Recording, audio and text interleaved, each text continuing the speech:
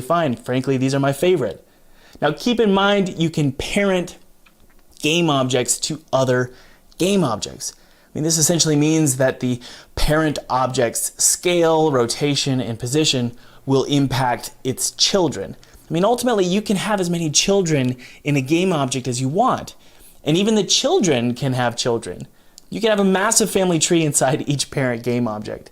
This makes it so much easier to deactivate entire parts of levels or groups of enemies or move a bunch of objects around in the editor. See them. Well, we need to tell Unity what to look at. For example, should it follow the player smoothly from side to side like a 2D game? Or is it first person? Or should it follow from an isometric perspective? Or maybe the camera's still like in Resident Evil. This is all handled by something called, you guessed it, a camera. And you can stack as many cameras in Unity or Unreal as you want and just switch them on and off. These cameras are still game objects. They are just game objects with a camera component on them. And maybe a script that tells the camera component what to do or what to look at. Or you could just use the built-in Cinemachine tool to quickly get the camera to follow the player, no matter what style of game you have. The Cinemachine tool is actually pretty sweet.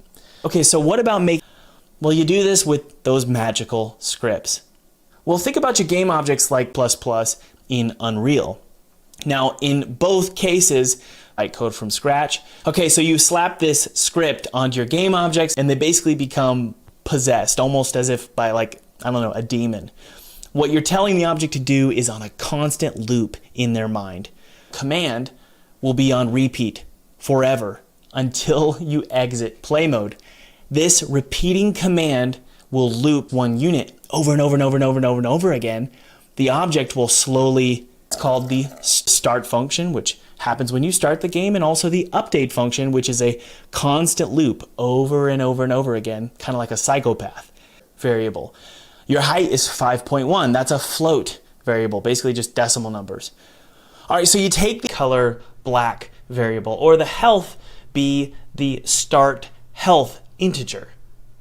Or maybe we want to do a one-off function like shoot. It's only going to happen once when the player clicks the mouse. So the gun animator is going to play the shoot animation. The gun audio source is going to play a sound, the shoot sound at the shoot volume. Or maybe the gun particles will be activated when the player presses shoot. That's all happening inside of a one-off function called they're made. All right, just remember to check out my online course, Full-Time Game Dev, below. It does support the channel. It's 50% off for the 14-day summer sale. And you're also going to get my 2D and